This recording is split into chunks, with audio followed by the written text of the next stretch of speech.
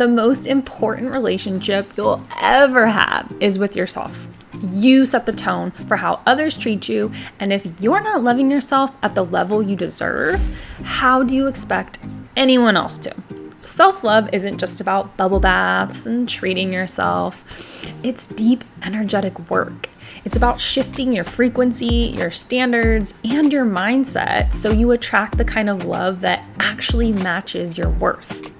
Hi, I'm Haley. Welcome to Empress Wellness, your go-to space for holistic healing, energy work, and mind-body transformation.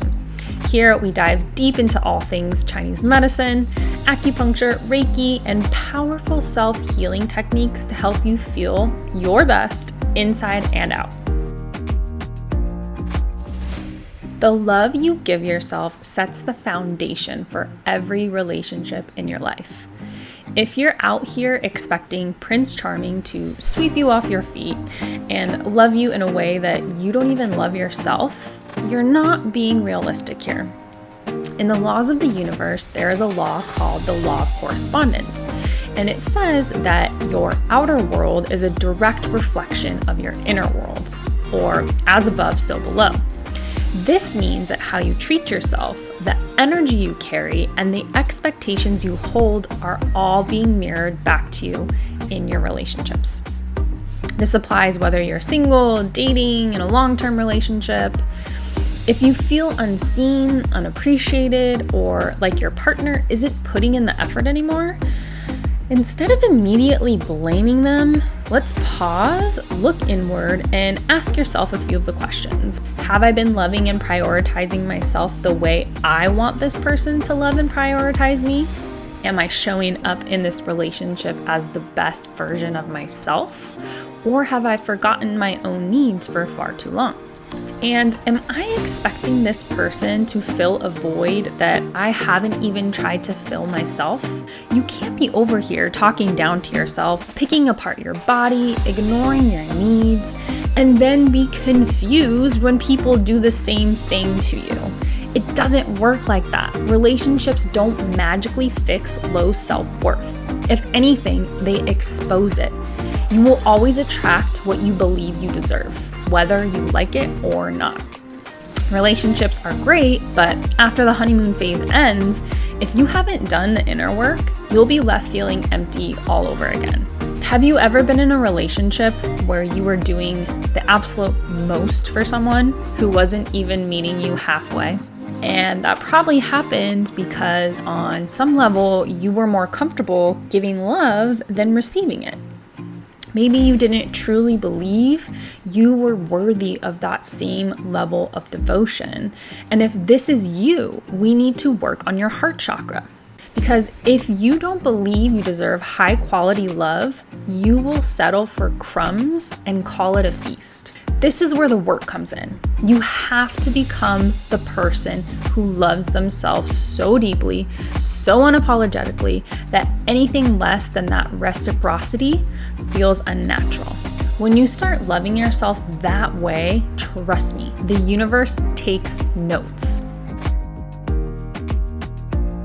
When you fully accept, trust, and honor yourself, you attract relationships that mirror the same energy. So let's talk energy. The law of vibration says that everything in the universe is made up of frequencies, including your thoughts, emotions, and self-perception. Love, joy, self-worth, and confidence are all high frequency, and doubt, insecurity, desperation are low frequency states. Now, here's where it gets interesting. You don't attract what you want, you attract what you are.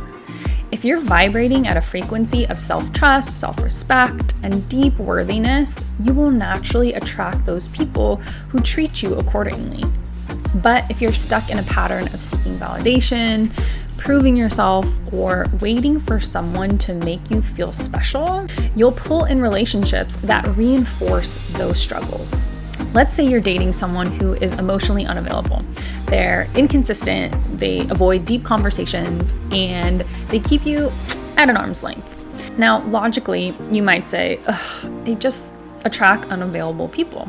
But energetically, something inside of you is still comfortable with or familiar with that dynamic. Maybe you've convinced yourself that you have to earn love. Maybe deep down you believe that people always leave. And this can be learned from childhood. Whatever the subconscious belief is, the relationship is simply reflecting it back to you. If your relationships feel like an uphill battle, ask yourself, am I choosing people who match my wounds instead of my worth? And when you fully accept, trust, and honor yourself, the game changes. You stop over-explaining, you stop trying to fix emotionally unavailable partners, and you stop settling for people who can't show up for you. People will naturally be drawn to you. They'll want what you got. You don't have to go out and find better love. It will align with you when your energy shifts. When you're stuck in self-doubt, guilt, or unworthiness, you may find yourself settling for less than you deserve, overgiving, or struggling to receive love at all. So let's get honest. If you struggle with self-doubt, guilt, or unworthiness, you will either chase love, settle for love, or reject love altogether. Chasing love looks like overgiving and overdoing, just doing the most to prove your value. It also looks like bending over backward for people who don't reciprocate, and also feeling like you have to earn love through effort. You constantly need to do more. Settling for love looks like accepting inconsistency because at least they're there sometimes. Staying in situations that drain you because you actually fear being alone. Or ignoring red flags because you don't think you'll find better or hoping that they will change. PSA, they won't. People show you their cards pretty early on. So just trust your gut. See how your body responds when you're around them. Are you tense and anxious? Or are you relaxed and it just feels really easy? Rejecting love looks like pushing away genuine affection because it feels unfamiliar. Unfamiliar isn't always the enemy, and you need to work with your nervous system here to let it know that the person that just sent you flowers and wants to take you out to dinner next week to celebrate your big promotion or whatever it is actually cares about you, and this is normal. This is safe. Rejecting love also feels like being suspicious or distrusting when someone genuinely cares for you without expecting anything in return. Or feeling uncomfortable receiving when it's healthy. You have to let other people do things for you. If you constantly are the one doing it all, it's not really fair to them. Relationships are two-sided, and you need to allow them to love you. Otherwise, you're being selfish, because how good does it feel to do something nice for someone you love? Amazing, right? So let them do that for you and enjoy receiving. The law of assumption is the idea that whatever you assume to be true about yourself is what you allow into your life. If you assume love is conditional, you'll act accordingly. If you assume you're unworthy, you won't believe good love when it arrives. So, how do you change your internal dialogue and behavior? This is where we reprogram and recalibrate our energy.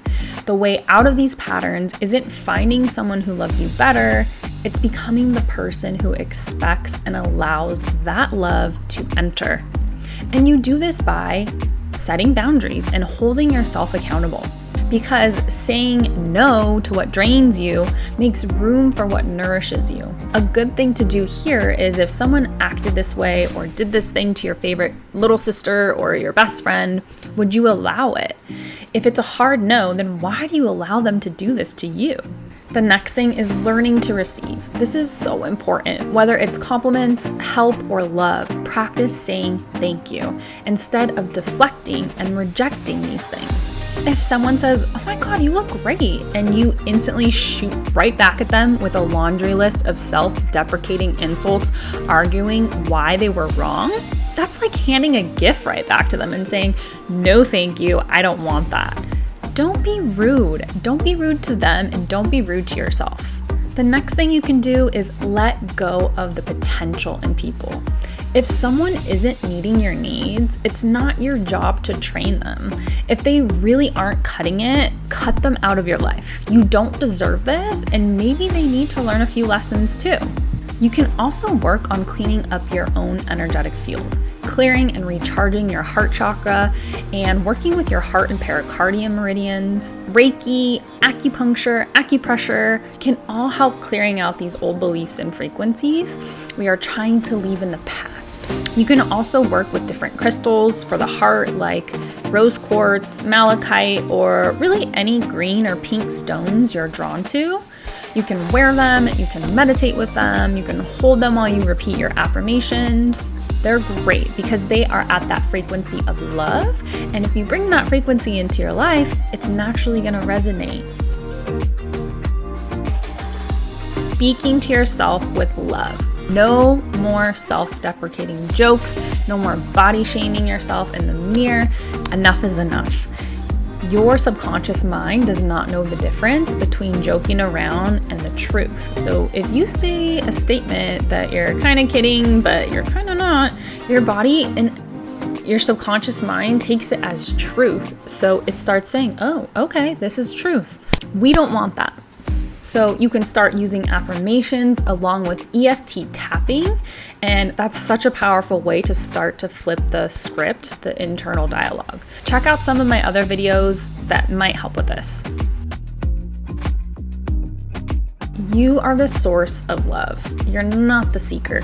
Here's the bottom line. You are not out here looking for love. You are love. You need to step into the knowing that you are already whole.